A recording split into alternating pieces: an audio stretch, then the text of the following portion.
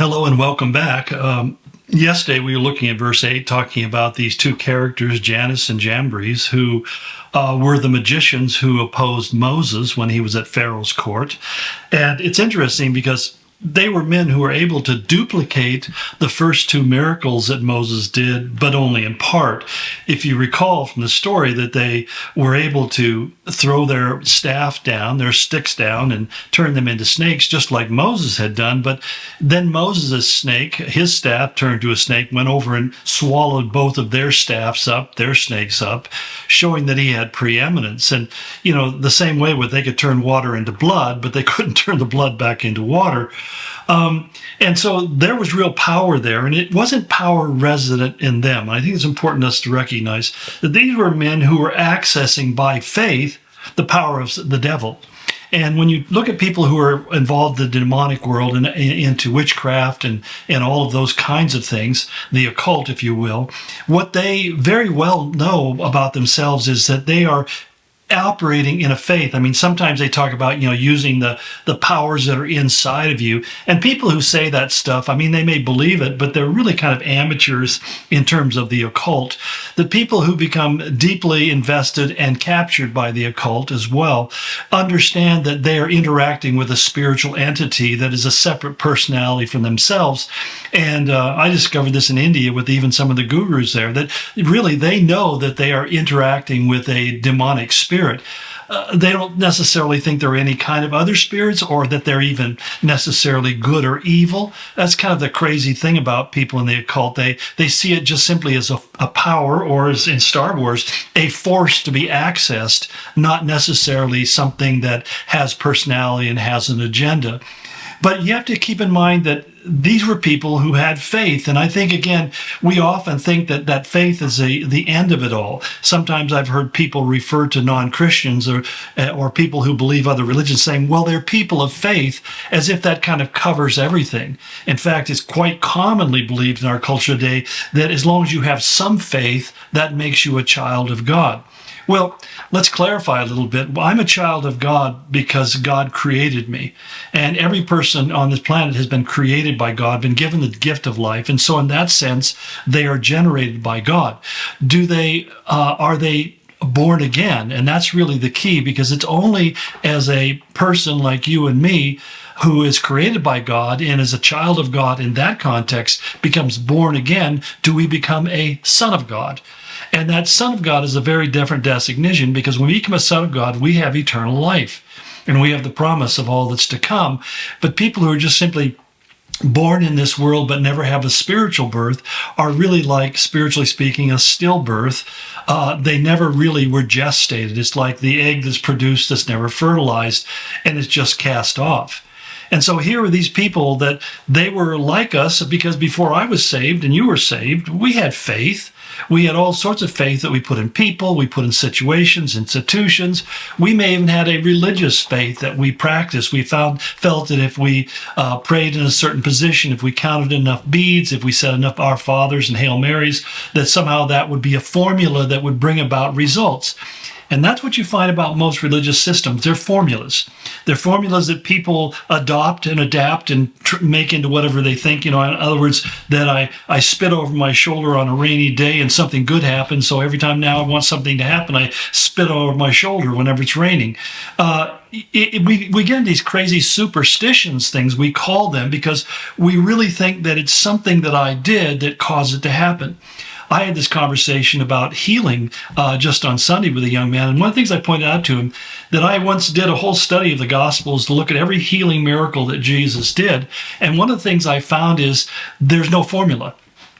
I mean, they happened in every which way you can imagine. There was such variation in the way that Jesus healed that it was really an expression of his power.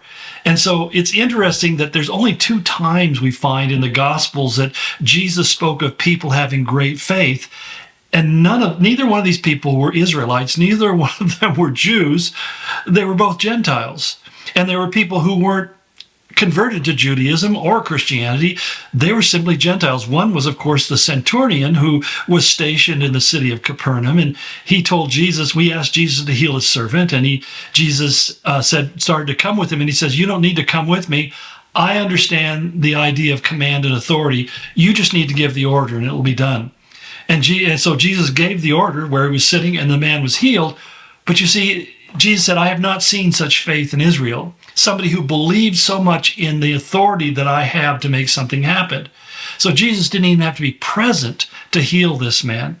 And the other one was a Syrophoenician or Canaanite woman. This would have been up north in today what we call Lebanon. It used to be the land of Canaan. That's people, the Phoenicians were Canaanites. They settled places like Carthage and Tyre and a lot of other cities, seagoing cities around the ancient world.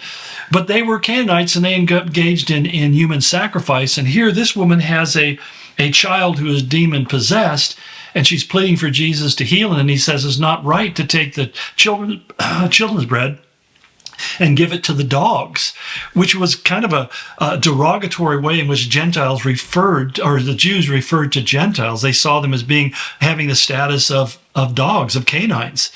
And the woman is so humble. She says, but Lord, we dogs will eat the crumbs that fall from your table. And again, Jesus said, I have not seen such faith in Israel. In other words, recognizing who he was. In fact, remember when Jesus calmed the storm on the sea and his disciples afterwards looked at him and said, who is this guy? What man can do this? Who can speak to the wind and the waves and make them go away? What manner of man is he? And the answer was, he was the Son of God in human flesh. That's the manner of man he was, different from any others. But he said always over and again, he said, your faith is small, your faith is little, because they got caught up in looking at who he was in his physical form, and they had difficult seeing him in his divine being.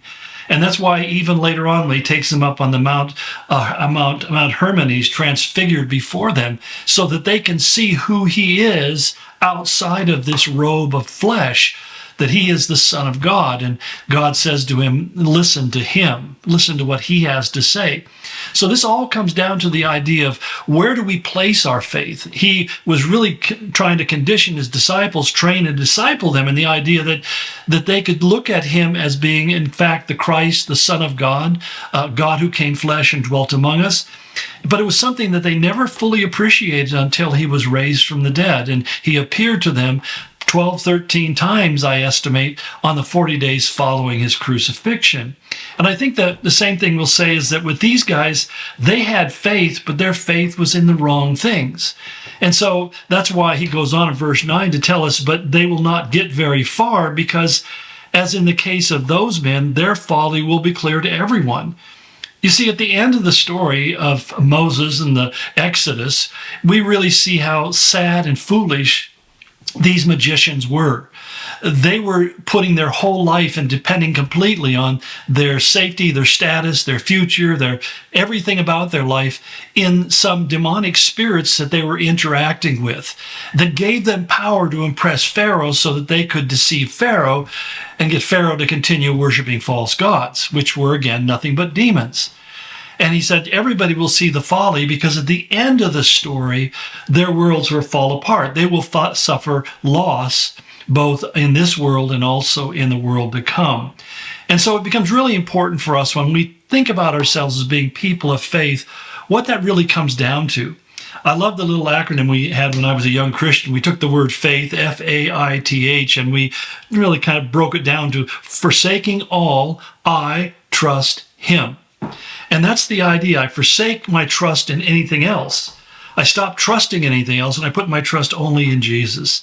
Because the simple fact is, I know a lot of good, reliable, faithful, honest, true blue people, and I respect them for that. And they may be more so that than I am. But in the end, they're still burdened with that same sinful flesh that I have. And I ultimately try not to let myself be devastated when people let you down or behave in a way that you hadn't expected and maybe you found personally hurtful. But the whole point is that causes me to step back and go, wait a minute. I've been putting my faith in this person. I've been trusting in them. You know, when people come to you and say, I have your back, I've kind of found that that's kind of saying, yeah, and they've got a target on it. Those are some of the people I've learned to trust the least. But yet, when I see people who are humble before God, who pray, who seek his face, who really try to follow his word as faithfully as he can, and don't make excuses for bad behavior, then I know that those people are more reliable than others. And those are the people that I want to work with and entrust myself to. But even then, we have to understand that people are fallible.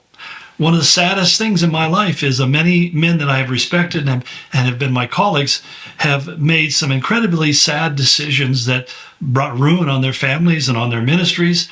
And I look at them and I don't think I was better than them because I haven't done that. I just sit there and say, God, please keep me humble, keep me honest, keep me truthful, keep me transparent. Don't let me pretend to be something that I'm not. Don't let me even think I'm better than what I am. Because man in his best, Solomon said, is altogether vanity, which is kind of a fancy way of saying we're all at our very best, nothing more than an empty suit. Now, you may be wearing a nice suit, nicer than what I'm wearing, but it's still in the end, it's just a suit of clothes. It's not you. Who you are as a sinner and hopefully saved by grace. Well, we'll keep on going tomorrow. Bless you. Take care.